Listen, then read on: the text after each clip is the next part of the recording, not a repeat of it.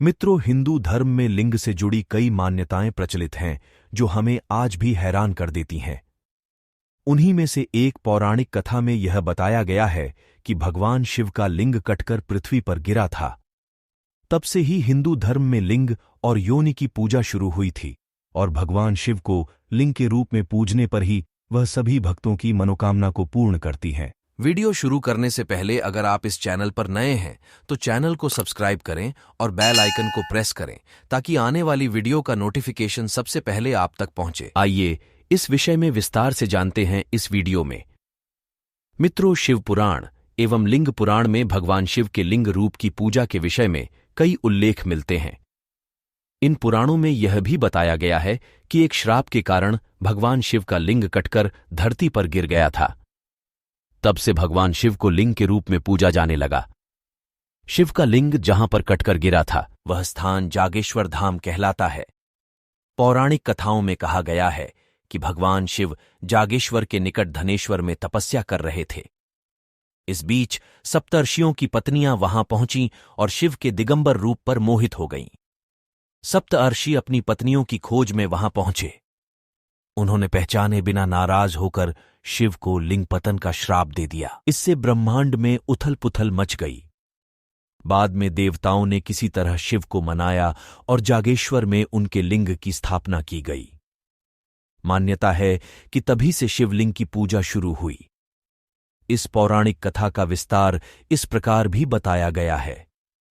दक्ष प्रजापति के यज्ञ में माता सती के आत्मदाह से दुखी भगवान शिव ने यज्ञ की भस्म लपेटकर दारुक वन के घने जंगलों में लंबे समय तक तप किया। इसलिए यह जगह शिव की तपस्थली के रूप में जानी जाती है। इन्हीं जंगलों में वशिष्ठ आदि सप्त आर्षि अपनी पत्नियों सहित कुटिया बनाकर तप करते थे।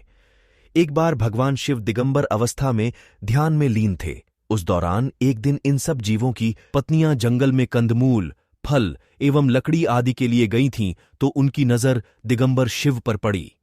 भगवान शिव के सुगठित शरीर को देखकर शिव की पत्नियां शंकर भगवान पर मोहित हो गईं। शंकर भगवान अपनी तपस्या में रमे थे। उन्होंने उनकी ओर ध्यान नहीं दिया। फिर शिव की पत्नियां तामस स्वरूप में अंधी होकर वहीं मूर्छित होकर गिर गईं। जब वे सब पूरी रात कोठियों में वापस नहीं आई तो सुबह श्रीगढ़ उन्हें ढूंढने निकले। तब सप्तर्षियों ने देखा कि शिव समाधि में लीन है और उनकी पत्नियां मूर्छित पड़ी हैं, तो उन्हें लगा कि भगवान शिव ने उनकी पत्नियों के साथ व्याभिचार किया है और इस आशंका में वे भगवान शंकर को शाप दे बैठे और बोले कि तुमने हमारी पत्नियों के साथ व्याभिचार किया है, अतः तुम्हारा लिंग तुरंत तुम्हारे शरीर से अलग होकर गिर जाए। भगवान शिव नेत्र खोलते हुए बोले कि आप लोगों ने मुझे संदेहजनक परिस्थितियों में देखकर अज्ञानता के कारण ऐसा किया है, इसलिए मैं इस शाप का विरोध नहीं करूंगा। मेरा लिंग स्वतः गिरकर इस स्थान पर स्थापित हो जाएगा। तुम सभी सप्त आर्षि भी आकाश में तारों के साथ अनंत काल तक लटके रहोगे। लिंग के शिव से अलग होते ही पूरे संसार में कोहराम मचने लगा। ब्रह्मदेव ने संसार को इसके प्रकोप से बचाने के लिए शिव को मां पार्वती की उपासना करने के लिए कहा। ब्रह्मदेव जानते थे कि शिव के इस तेज को पार्वती ही धारण कर सकती है। शिव ने मां पार्वती की उपासना की। पार्वती ने योनि रूप में प्रकट होकर शिव के लिंग को धारण किया। इस प्रकार यहां शिवलिंग की स्थापना हो गई। पौराणिक मान्यताओं के अनुसार सबसे पहले शिवलिंग का पूजन जागेश्वर से ही प्रारंभ हुआ। मानसरोवर की यात्रा पर निकलने वाले यात्री इस धाम की अर्चना करके आगे बढ़ते हैं। यहां करीब 200 से ज्यादा मंदिर हैं। जागेश्वर धाम अल्मोड़ा से 39 किलोमीटर दूर देवदार के घने जंगलों के बीच बसा हुआ है। इस धाम का प्राचीन काल से ही काफी महत्व है। पुराणों में भी इस स्थान का व्यापक वर्णन मिलता है। यह धाम उत्तर भारत के एक प्रमुख शिव मंदिर के रूप में प्रतिष्ठित है। मान्यता है कि यहां पर शिव जागृत रूप में विद्यमान है। यह प्रथम मंदिर है जहां लिंग के रूप में शिव पूजन की परंपरा सबसे पहले आरंभ हुई थी। कई पुराणों में इस जगह का उल्लेख मिलता है। इस पावन स्थली के बारे में एक श्लोक भी प्रचलित है।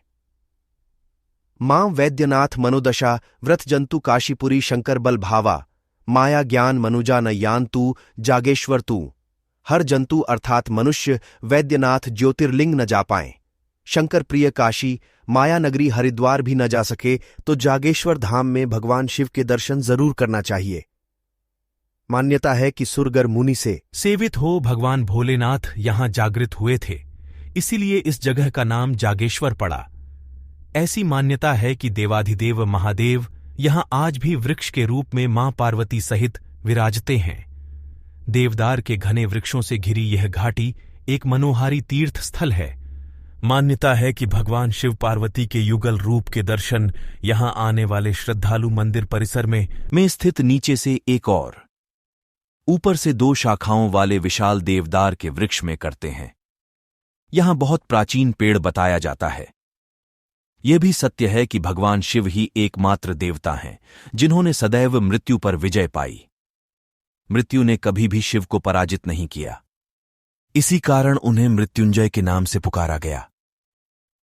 जागेश्वर धाम के मंदिर समूह में सबसे विशाल एवं सुंदर मंदिर महामृत्युंजय महादेव जी के नाम से विख्यात है। जागेश्वर में लगभग 250 छोटे बड़े मंदिर हैं। जागेश्वर धाम के इस मंदिर में 124 मंदिरों का एक समूह है जो अति प्राचीन है। इसके 4 से 5 मंदिरों में रोज पूजा अर्चना होती है। सबसे विशाल तथा प्राचीनतम महामृत्युंजय शिव मंदिर यहां का मुख्य मंदिर है। इसके अलावा जागेश्वर धाम में भैरव, माता पार्वती, केदारनाथ, हनुमान, मृत्युंजय महादेव, माता दुर्गा के मंदिर भी विद्यमान हैं। इनमें 108 मंदिर भगवान शिव जबकि 16 मंदिर अन्य देवी देवताओं को समर्पित हैं। महामृत्युंजय, जगन्नाथ, पुष्टि देवी व कुबेर के मंदिरों को मुख्य मंदिर माना जाता है। स्कंद पुराण, लिंग पुराण, मार्कंडेय आदि पुराणों ने जागेश्वर की महिमा का बखूबी बखान किया है।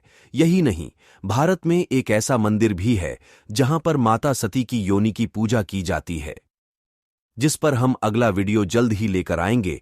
तब तक के लिए राम राम दोस्तों।